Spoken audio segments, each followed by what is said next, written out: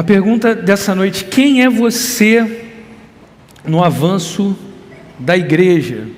E todos que leram o livro de Atos viram a jornada da igreja de Cristo, começando em Jerusalém e indo até Roma, e a gente entende que o evangelho se espalha mais e mais a partir disso. A igreja nessa trajetória enfrentou muita luta, mas nada nem ninguém pode deter a expansão da igreja, amém? Amém. Foi isso que Jesus afirmou aos seus discípulos, lá em Mateus 16, verso 18, você conhece esse texto: eu edificarei a minha igreja e as portas do inferno não poderão vencê-la. Então, em Atos, como vocês sabem, Lucas, narra a continuação da obra de Jesus, agora através da igreja, por meio dos apóstolos, usados pelo Espírito Santo. Muitos falam isso, e isso já foi dito aqui em outras pregações. Talvez o nome do livro devesse ser, Atos do Espírito Santo. E a igreja avança e continua avançando. Então vem a pergunta: quem é você no avanço da igreja? Quem sou eu no avanço da igreja? E vale lembrar do derramamento do Espírito Santo que acontece no capítulo 2. Você leu Atos, e sabemos também que Jesus já havia dito qual seria o roteiro de expansão daquela igreja. Isso está no capítulo 1, lá no verso 8: receberão poder quando o Espírito Santo descer sobre vocês, e serão minhas testemunhas em Jerusalém, em toda a Judéia e Samaria, até os confins da terra. E a igreja segue esse projeto, e no capítulo 9, lemos sobre a conversão de Saulo de Tarso, e isso já fora de Israel. O evangelho está se expandindo, e o pastor Felipe falou sobre isso na semana passada. Então, a gente percebe que a conversão de Paulo é em Damasco. Não sei se você está percebendo isso. Isso já é lá na Síria. E a gente está vendo essa expansão.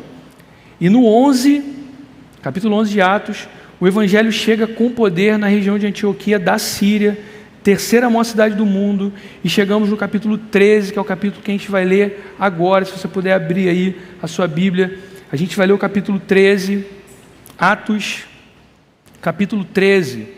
A gente vai ler do 1 ao 12, mas primeiro eu quero ler do 1 ao 13, fazer alguns comentários, e depois a gente segue do 4 até o 12, tá bom? A gente vai fazer uma leitura aí em duas partes, para entender melhor o texto. Então, nesse capítulo 13, a gente está vendo Barnabé e Saulo ministrando em Antioquia, onde o evangelho prosperou de uma maneira extraordinária, e ali será o início da primeira viagem missionária do apóstolo Paulo, ainda chamado Saulo. Isso vai ser um detalhe interessante, e você já entendeu que Paulo e Saulo são os mesmos nomes, No caso, Saulo é o nome judaico e Paulo é o nome romano. E o evangelho vai se espalhar mais e mais. Então, acho que você já abriu aí. Vamos ler? Atos 13, 1 e 3, e depois a gente segue do 4 em diante. Amém? Na igreja de Antioquia havia profetas e mestres: Barnabé, Simeão, chamado Níger, Lúcio de Cirene, Manaém, que fora criado com Herodes, o tetrarca, e Saulo. Enquanto adoravam o Senhor e jejuavam, disse o Espírito Santo: separem-me Barnabé e Saulo para a obra a que os tenho chamado. Assim, depois de jejuar e orar, impuseram-lhes as mãos e os enviaram. Amém? Pela leitura, a gente já consegue ver que em Antioquia a igreja havia se organizado. Tanto que Lucas diz que havia entre eles profetas e mestres já reconhecidos e já estabelecidos. Isso é um sinal de organização da igreja. E Lucas cita 5 desses profetas e mestres, como a gente acabou de ler: Barnabé, Simeão, Lúcio de Cirene, Manaém e Saulo. E eles estão aqui no capítulo 13 em um momento de adoração. Isso é muito interessante, muito importante. É o que diz o verso 2: enquanto adoravam o Senhor e jejuavam. Esse destaque de uma igreja vibrante na presença de Deus é muito importante, muito interessante, porque o chamado ele vai acontecer exatamente no meio desse momento de adoração. E outro detalhe é que eles estavam jejuando. Isso também é muito importante, a gente destacar. Guarda isso no coração. Eles estavam adorando e jejuando. Jejum, nesse momento aqui, está associado a alguma situação de desafio, de busca de direção, ou associado a alguma tribulação, a gente não sabe exatamente. O fato é que eles estavam jejuando, eles estavam num culto, essa é a realidade, reunidos para adorar a Deus, e é nesse contexto que acontece esse fato impressionante. Barnabé e Saulo são separados pelo Espírito Santo de entre os demais líderes ali de Antioquia para uma missão. E eu queria que você observasse no verso 2, se você ainda tiver com o texto aberto aí, o Espírito disse: separem-me Barnabé e Saulo para a obra a que os tenho chamado. Provavelmente o Espírito Santo falou por meio de algum daqueles profetas. O detalhe, não sei se você percebeu, o Espírito separou os dois, mas não disse para eles qual era a missão. Esse detalhe é muito interessante. A gente vê o chamado do Espírito Santo, mas sem dizer de fato qual é a missão. Separa Barnabé e Saulo para a missão que eu tenho reservado para eles. E mais impressionante, eles aceitam a missão.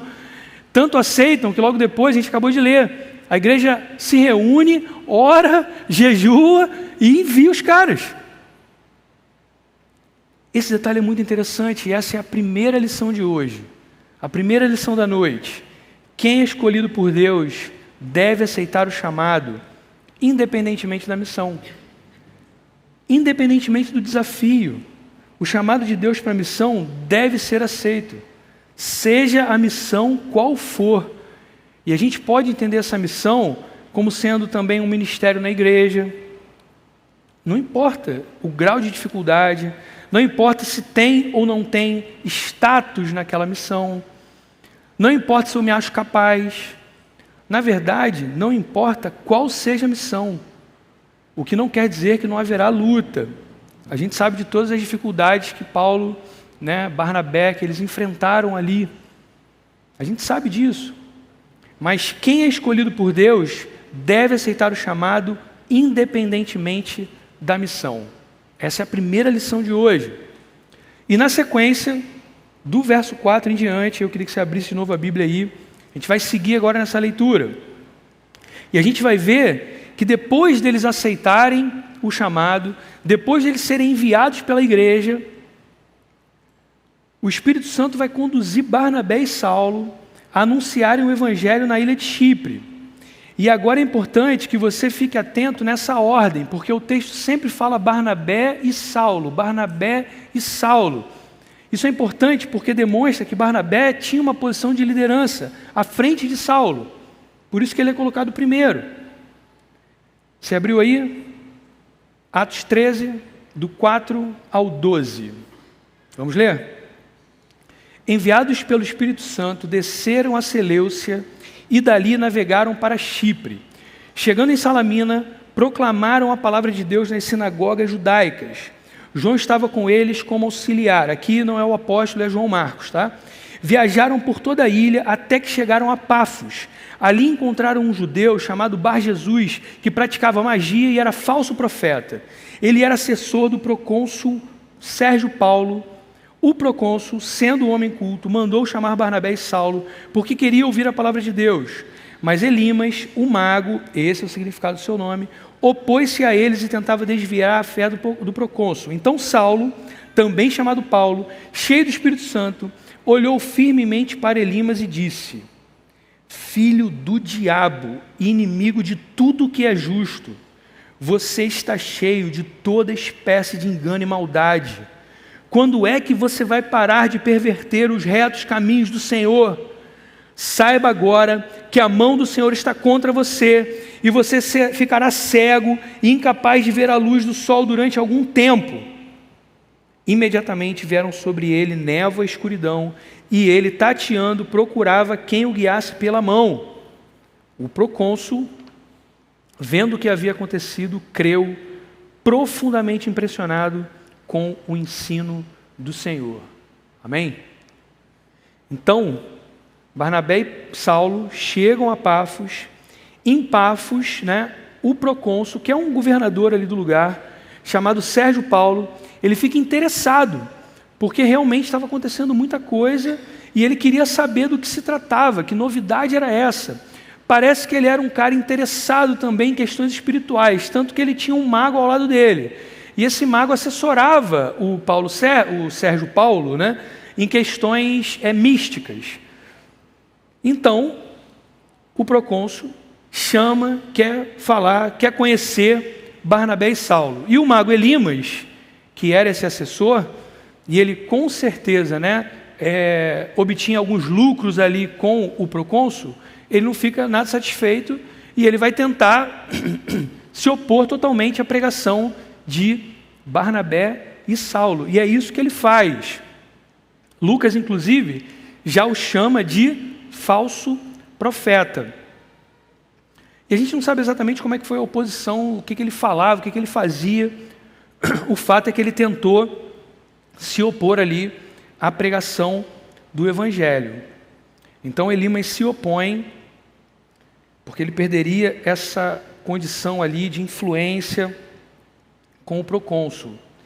E aí, Paulo age dessa forma, ainda Saulo, age dessa forma, com tanta indignação, e a gente não pode dizer que Saulo estava na carne, que era uma indignação carnal, porque no verso anterior diz que ele estava cheio do Espírito Santo.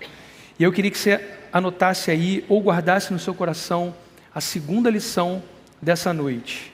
A obra de Deus sempre encontrará a oposição dos poderes das trevas. A obra de Deus sempre encontrará a oposição dos poderes das trevas. A expansão do Evangelho, a missão dada pelo Espírito Santo, sempre vai encontrar esse tipo de oposição. Mas a gente não pode esquecer que as portas do inferno não prevalecem, elas não prevalecerão, elas não vencerão a igreja que avança. Então Saulo repreende e castiga Elimas, do modo que a gente viu aqui, com toda a autoridade, com toda a autoridade. E o verso 9 diz, né? Então Saulo, também chamado Paulo, cheio do Espírito Santo, olhou firmemente para Elimas e ele castiga Elimas. Vocês estão percebendo aqui uma virada? Saulo aqui começa a ser chamado de Paulo. E se a gente for ler o verso que está lá no 13, na sequência, não sei se você está com a Bíblia aberta, o texto começa assim, ó, de Pafos, Paulo e seus companheiros. Então antes era Barnabé e Saulo. Agora Saulo é chamado de Paulo e na sequência do 13, o texto, Lucas na verdade, já começa a dizer que a missão é feita por Paulo e seus companheiros. Lucas já reconhece essa liderança de Paulo. Paulo assume um papel de liderança da equipe e Paulo aqui assume esse nome que é romano, porque agora ele se assume decididamente como sendo esse missionário para os gentios, o missionário para quem não eram os judeus. E aí a gente vai ter a terceira lição da noite. A verdadeira liderança, aquela escolhida pelo Espírito Santo, é evidente. Percebe isso? A verdadeira liderança, aquela escolhida pelo Espírito Santo, é evidente. Percebam, quem ficou indignado ali com a ação de Elimas não foi Barnabé.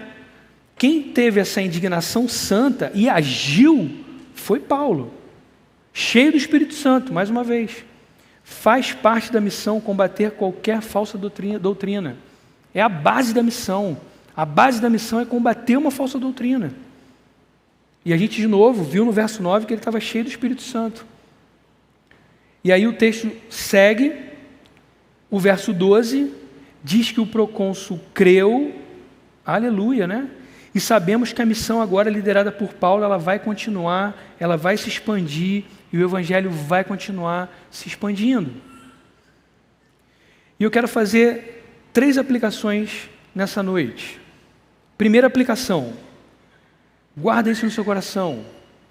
Antes da missão, tenha um coração vibrante na presença de Deus. Antes da missão, tenha um coração vibrante na presença de Deus. De novo, a missão pode ser um ministério na igreja. A missão pode ser você ir para um outro continente, para um outro país. A missão pode ser liderar uma célula, discipular alguém. participar do ministério da igreja, louvor, comunicação. A missão pode ser você pregar para alguém. É claro que a gente tem que pregar em tempo e fora de tempo, mas às vezes você recebe a missão de Deus e fala, você tem que falar com aquela pessoa. Você não está falando para aquela pessoa. Pode ser um amigo do trabalho, da faculdade, um familiar. Se você está recebendo essa missão da parte de Deus, que seja um desafio, essa missão está vindo para a sua vida. Mas entenda, antes da missão, tenha um coração vibrante na presença de Deus. O texto diz que eles estavam fazendo o quê? Orando, adorando, jejuando, não é isso? Eles estavam no culto. E aí o Espírito Santo falou. O Espírito Santo falou. Deixa eu contar uma coisa. Há 13 anos, eu cheguei aqui na Oceânica, 9 de janeiro de 2011. Eu tinha passado por um período longe dos caminhos do Senhor. E no dia anterior, no dia 8 de janeiro, dia 9, um domingo, dia 8, um sábado, eu tive uma experiência muito forte com Deus. Eu estava afastado há um tempo, eu estava muito quebrado emocionalmente, a minha vida estava destruída, já tinha muita coisa destruída na minha vida, talvez muita coisa que, com certeza muita coisa que se não fosse a mão de Deus não teria solução, não teria jeito, mas eu sabia a quem recorrer e Deus ouviu minha oração. E depois de uma experiência muito forte com Deus, Deus conduziu a mim e a Clarice aqui para a Oceânica. A célula me acolheu, eu fui tratado no discipulado, fui tratado nos cultos. Eu e Clarice assumimos compromissos diante de Deus, de ler a Bíblia, de orar, de jejuar, de participar de tudo que a igreja ofereceria. E chegou um tempo, depois de um tempo dessa caminhada, que o líder e o supervisor da minha célula me convidaram para ser auxiliar de célula. Claro que eu tremi na base. É algo muito sério, né, você liderar uma célula. Mas o interessante é que eu sentia no meu coração assim, a vontade de servir. Mas eu não fui falar com ninguém, nem pedi nada para ninguém. Eu me dediquei mesmo a acertar minha vida. Eu me dediquei a adorar a Deus, eu me dediquei a jejuar, eu me dediquei a ler a palavra, eu me dediquei a estar na presença de Deus. E teve um momento que eu fui chamado. Então eu queria dizer isso para você. Talvez você sinta a vontade de servir, mas antes da missão, tenha um coração vibrante na presença de Deus. Amém? Vamos para a segunda aplicação. A segunda aplicação é muito direta. Aceite o chamado. Aceite o chamado. Você que está assistindo aqui, você que está assistindo em casa, aceite o chamado. Aceite o chamado. Mas João, eu não sei exatamente como vai ser. Eu não sei exatamente os problemas que eu vou enfrentar. Amigo, aceite o chamado. Se o Espírito Santo está te chamando, aceite esse chamado. Aceite. Aceite e dependa profundamente de Deus. E seja cheio do Espírito Santo. E não faça nada sem estar cheio do Espírito Santo. Se você acha que você não é capaz, posso te dizer uma verdade? Você realmente não é capaz. Não é capaz para essa obra. Você não é capaz. Ah, João, mas eu tenho boa retórica, eu tenho um jeito bacana, eu posso pegar uma galera aqui e fazer um grupo. Amigo, vai ser uma reunião. Depois, uma reunião mais chata do que outra e muito mais chata, porque o Espírito Santo não vai estar ali, Deus não vai estar ali. Então, se você está sendo chamado, aceite. Se você acha que você não é capaz, realmente você não é capaz. Você não é capaz. Um líder de verdade, ele se prepara, ele se santifica, ele adora a Deus, ele busca a Deus de verdade, ele jejua. Um líder de célula vai para a célula, meu amigo, com o coração em chamas. Você sabe que pessoas estão ali naquela célula? São vidas preciosas de Jesus. Jesus morreu na cruz por aquelas pessoas que estão ali, cara. E a gente chega ali com o coração vibrante na presença de Deus, morrendo de medo. Morrendo de medo. Não tem uma vez que o pastor Felipe me convide para pregar aqui, que eu não penso assim, cara, por que eu aceitei isso, meu Deus do céu? Né? E chega a hora de subir aqui, eu acho, cara, eu vou tropeçar, eu vou sair rolando. Cara, é uma responsabilidade enorme, nós não somos capazes. A gente está falando de algo espiritual profundo demais. Por outro lado, se o Espírito Santo está te chamando, aceite, aceite, aceite. Amém? Amém. Seja para liderar uma célula, seja para participar de algum ministério, como eu falei, seja para pregar para a pessoa lá da tua faculdade, aquele cara ateu, chato. Às vezes ele é um ateu legal, mas às vezes ele é um ateu militante, ele fica, né? E você pensa assim, meu Deus, logo para essa pessoa, Deus vai te capacitar, Deus vai te capacitar. Amém? E eu sei que muitos líderes aqui estão entendendo o que eu estou falando, de serem usados por Deus, reconhecendo que não são capazes. Então eu aceitei, na dependência total de Deus, fui auxiliar, fui líder, muitas lutas, muitas lágrimas, noites em claro. Mas eu vi conversões.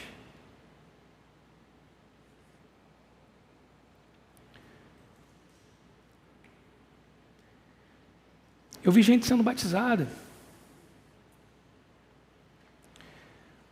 Eu vi casamentos sendo restaurados, relacionamentos.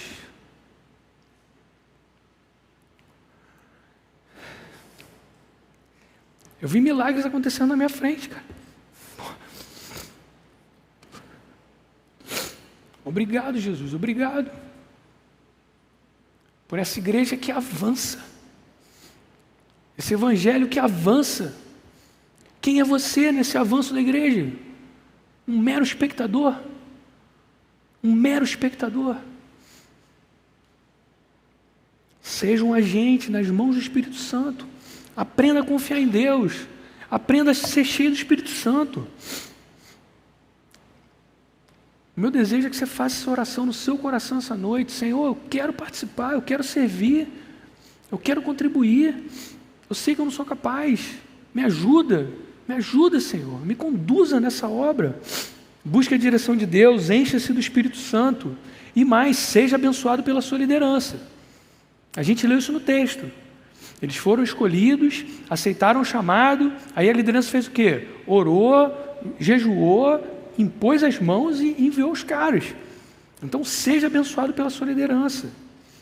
Por mais entusiasmo que você tenha, por mais vontade em servir, é muito bom você ter vontade de servir, mas entenda, é necessário ter a direção de Deus, é necessário ser revestido e apoiado pela sua liderança. Amém? Amém. Não saia fazendo de qualquer jeito. Você vai se machucar, vai machucar muita gente. Busque a direção de Deus. Quem é você na expansão do Evangelho? Para qual missão você está sendo enviado? João, estou sendo enviado para pregar para um amigo da minha faculdade. Estou sendo enviado para pregar para aquele meu tio, para aquela minha tia. João, eu preferiria ir para o outro lado do planeta ter que pregar para esse meu amigo do trabalho, porque... Você entende o que eu estou falando? Aceite a missão. Aceite a missão. E é claro que a gente vai pregar o Evangelho para todas as pessoas, mas eu estou falando de alguns chamados que são muito específicos. E talvez você já tenha ouvido isso da parte de Deus. Aceite. Aceite. Então, você está percebendo essa direção para pregar o Evangelho, para investir tempo nisso. No seu amigo de oração, invista, faça. Guarde uma coisa no seu coração. Quem conhece o Espírito Santo é capaz de seguir sem conhecer o plano.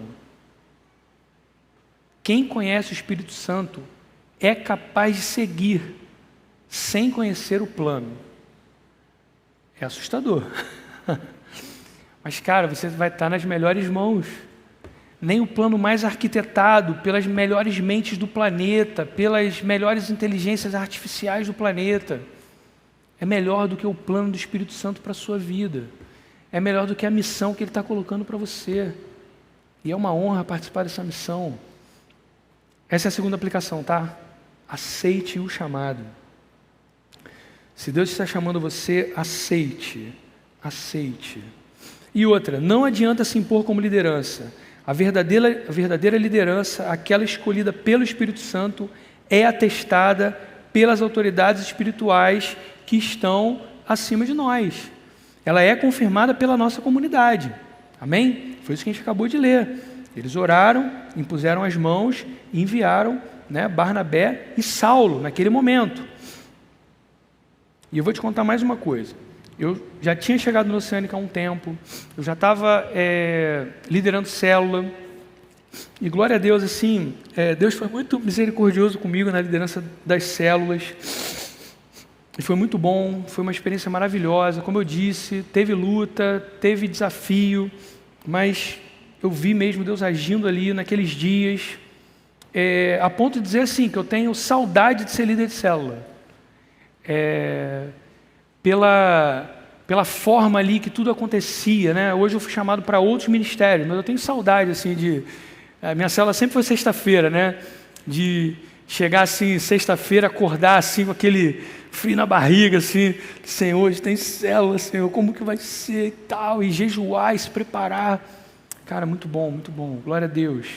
Mas eu já estava na Oceânica um tempo, e vocês sabem que antes de chegar na Oceânica, eu tinha sido uma estrela do rock, do underground, de uma das cidades mais undergrounds do estado do Rio de Janeiro, que já é um estado underground, né? Então, eu sabia assim, eu gostava de cantar e a galera me conhecia assim, mas assim, em nenhum momento, cara, eu pedi para cantar na igreja, pedi para participar do louvor. Eu entendo que isso foi algo que Deus colocou no meu coração, cara, porque antes de chegar na Oceânica, eu fui um pouco ativista nas coisas, assim, e eu não tinha passado por aquela primeira etapa que eu falei para você. Se entrega para Deus, cara, adora mesmo, entrega a tua vida, busca a santidade mesmo. Então resolvi ficar assim, cara, eu vou esperar, né? E aí foi muito bacana, porque num dado momento, e eu já estava próximo da liderança da igreja, eu poderia ter tentado cavar uma parada, né? Chegar perto de alguém e começar a cantar uma coisa assim, bizarro. Mas, cara, eu fiquei na minha, e foi muito legal, porque teve um momento que eu fui chamado. Isso deu muita paz no meu coração, porque era o momento certo, era da forma certa. Então, tenha certeza que se você está sendo chamado por Deus para uma missão, cara, a sua liderança vai te reconhecer, vai te chamar na hora certa. Continue orando, buscando a Deus. Amém? Descanse em Deus, descanse em Deus. E eu queria trazer a terceira aplicação para a gente. Seja cheio do Espírito Santo para cumprir a missão. Na missão vai ter muita luta, vai ter muita oposição, vai ter algum filho do diabo mesmo, cara, que vai aparecer ali para perturbar a parada. O diabo não está satisfeito, a igreja está avançando. Só que, mais uma vez, as portas do inferno não prevalecerão. Então, seja cheio do Espírito Santo, busque a presença de Deus, busque ser cheio do Espírito Santo, leia a Bíblia, jejue, se prepare. Deus fará maravilhas, Ele tem feito maravilhas, amém? E vai ser uma honra você estar participando disso, vai ser uma honra. Mais uma vez, quem é você no avanço da igreja? Quem sou eu nesse avanço da igreja? E você sabe que na sequência de Atos, o Evangelho continua a ser espalhado, e esses fatos que a gente acabou de ler, eles inauguram a primeira viagem de Saulo, que agora é Paulo, não é isso? A primeira viagem organizada para alcançar os gentios, os não-judeus, eu e você. E a gente sabe que na sequência do texto, Paulo vai com Silas, ele tenta primeiro entrar na Ásia, mas o Espírito de Deus o impede de entrar na Ásia. E aí ele vai para a Macedônia, ele entra no Ocidente.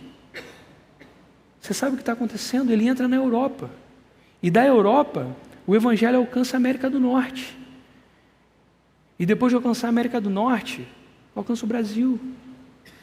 E nós somos alcançados por essa mensagem. Você entende a importância dessa missão? Você entende a importância de não ser um mero espectador e confiar no Espírito Santo a ponto de seguir sem saber exatamente o plano? E aí a gente é exposto a essa mensagem de salvação. Que mensagem é essa? A mensagem é que somos pecadores, que estamos longe de Deus por causa dos nossos pecados, e que a gente não pode fazer nada para mudar essa situação, porque a Bíblia fala que a gente está morto, e o morto não pode fazer nada por si mesmo. Mas Jesus se esvazia de sua glória, assume forma humana, sendo plenamente Deus e plenamente homem, e sem pecado algum. Jesus morre numa cruz pelos pecados de todos aqueles que crerem nele. Jesus morre numa cruz, Jesus ressuscita no terceiro dia, vence a morte, e nós cremos que em Jesus somos salvos. Essa é a mensagem. Essa é a mensagem que percorre cidades, povoados, décadas, séculos, supera perseguições, supera opositores, supera meros espectadores. A igreja avança. Quem somos nós no avanço dessa igreja? Senhor, muito obrigado, Senhor, muito obrigado por alcançar a minha vida, por alcançar a vida dos meus irmãos. Muito obrigado por homens como Paulo, como Barnabé, como Estevão, como Silas, como Filipe, como Henrique Calado, como Marcão, como Clóvis, como Jonas, como Daniel. Obrigado, Senhor, por cada líder da Oceânica.